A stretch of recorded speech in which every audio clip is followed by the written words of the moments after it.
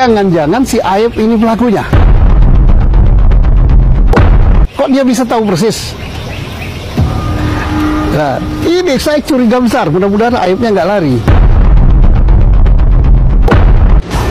Bisa jadi pelakunya itu Aep. Nah ini kalau saya berversi sebagai penyidik, saya kembali ke titik nol. Saksi, kalau saya jadi polisi, jadi penyidik sekarang ini, yang saya perdalam adalah Aep. Kenapa?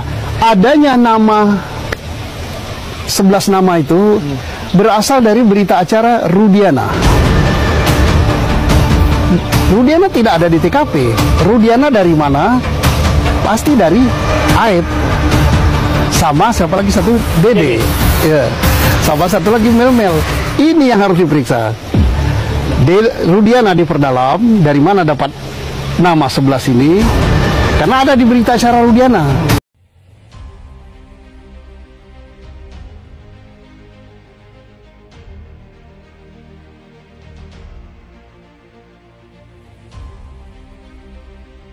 Polisi curigai Aep termasuk salah satu 3 DPO pembunuhan asli Vina. Ini buktinya. Mantan Kabareskrim Polri, Komjen Pol Purn Susno Duaji mengungkap kecurigaan terkait sosok pembunuh asli Vina dan Eki di Cirebon, Jawa Barat, pada 2016 lalu. Susno menduga Peggy Setiawan bukanlah pembunuh sesungguhnya Vina dan Eki. Ia justru mencurigai Aep, pria yang dianggap saksi kunci kasus pembunuhan fenomenal tersebut. Susno menyebut kecurigaannya itu memiliki alasan yang kuat. Kalau saya jadi penyidik, saya perdalam Aep. Kenapa adanya 11 nama berasal dari BAP Rudiana, ayah Eki? Rudiana tidak ada di TKP, ujar Susno. Dikutip dari tribunjakarta.com, Jumat, tanggal 5 Juli tahun 2024.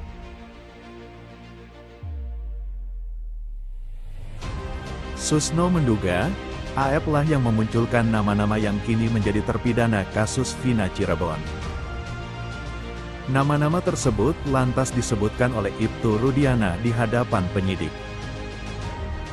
Karena itu, Susno mendesak penyidik kembali memeriksa sejumlah saksi kasus Vina, diantaranya Aep, Mel-Mel, dan Dede. Susno juga meminta penyidik Polda Jabar untuk kembali memeriksa Ibtu Rudiana, ayah kandung korban Eki. Menurutnya, Ibtu Rudiana perlu dimintai keterangan lagi untuk mengungkap asal 11 nama tersangka yang diungkapkan dalam berita acara pemeriksaan, BAP. Karena ada di BAP Rudiana. Aep tahu dari mana tahu 11 ini, ngasih tahu Rudiana. Saya tidak menuduh ya, kata Susno Duaji. Jangan-jangan ini pelakunya.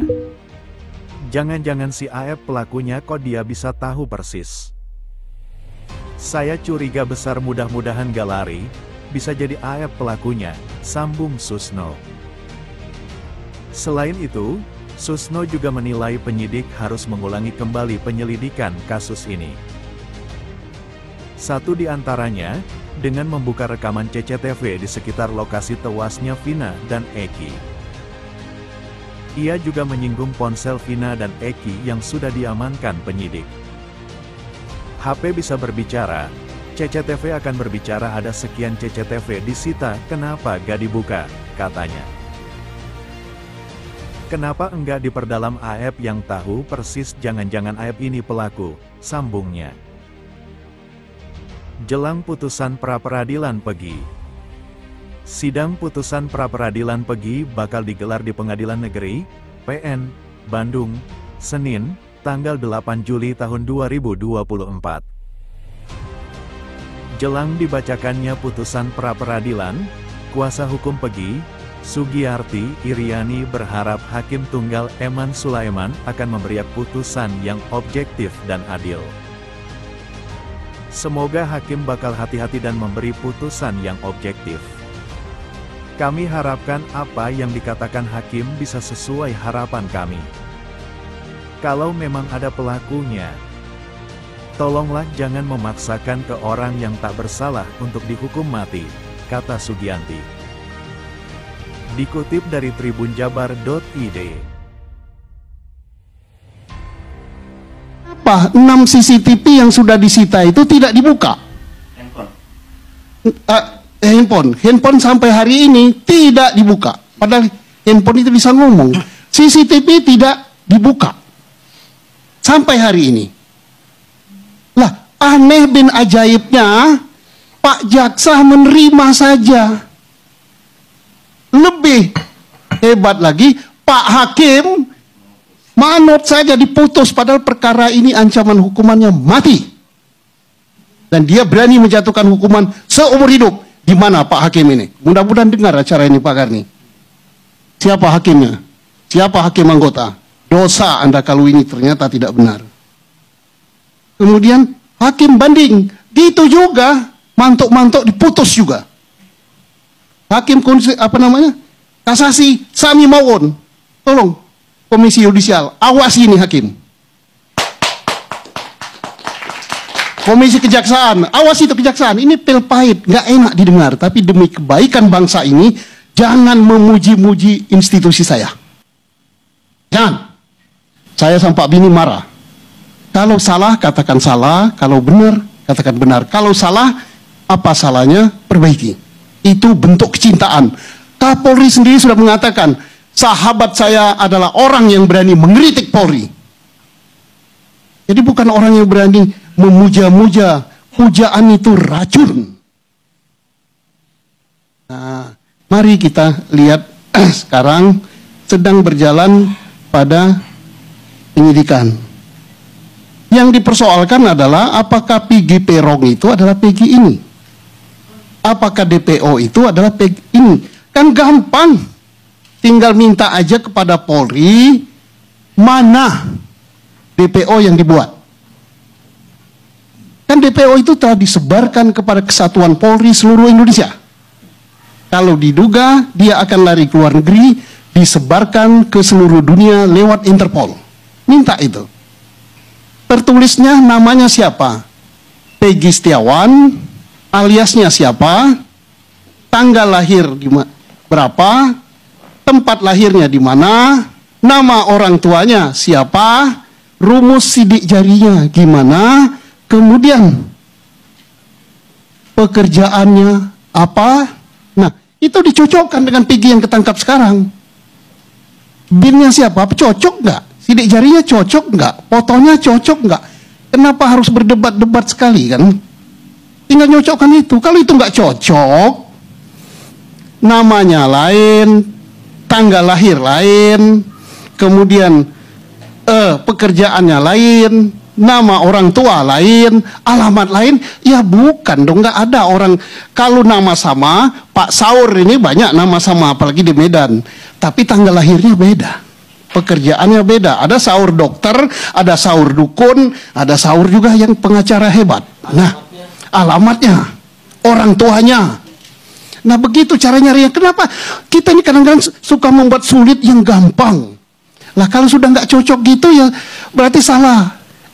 Apa bahasa Inggrisnya? Error in apa itu? Nggak tahu lah ke bahasa Inggrisnya. Bahasa Jawa lah ya keliru kan. Jadi kenapa yang sulit-sulit? Nah, terus dalam bersidang saya mohon kepada pihak penggugat dan tergugat, yaitu institusi saya, mari kita berbesar hati. Ini sebagaimana Pak Saur katakan tadi, bukan pertandingan U23 atau U27. Sama-sama Polri sama ingin menegakkan kebenaran dan keadilan. Advokat sama ingin menegakkan kebenaran dan keadilan. Tidak ada yang menang pihak, yang menang adalah kebenaran untuk mencapai keadilan.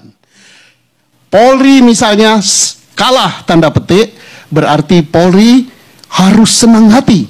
Saya tidak dijerumuskan oleh hal-hal yang saya anggap benar. Ternyata saya keliru. Alhamdulillah kebenaran terlihat.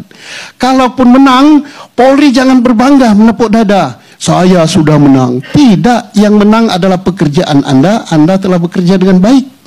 Demikian juga untuk advokat Peggy kan.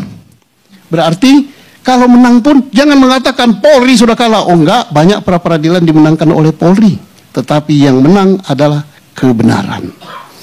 Nah itu Pak Karni, jadi melalui mimbar ini, halo Pak Hakim, halo Pak Jaksa, yang dulu kalau seandainya PK itu menang atau Anda salah mempunis, Anda ceroboh, sadarlah. Karena hal ini bisa menimpa anak Anda, istri Anda, Pak D Anda, dan diri Anda sendiri. Kenapa saya ngomong begitu? Itu pernah menimpa saya. Nggak enak, gitu ya. Rudiana lebih baik terbuka, bicara jujur, agar perkara ini bisa menjadi terang benderang. Janganlah menutup-nutupi apa yang kamu tahu. Kalaupun kamu terbuka, tidak ada salahnya kok. Itu nggak ada salah, justru upamu besar di surga. Ya. Kenapa anakmu bisa tersenyum? Ya. Tapi kalau kamu menutupinya, arwah anak kamu juga Nggak tenang. nggak tenang juga. Apakah kepolisian daerah Jawa Barat ini menjadi korban skenario Rudiana atau Ibu Rudiana, atau memang kepolisian daerah Jawa Barat juga ikut masuk ke dalam polanya Rudiana, kan gitu?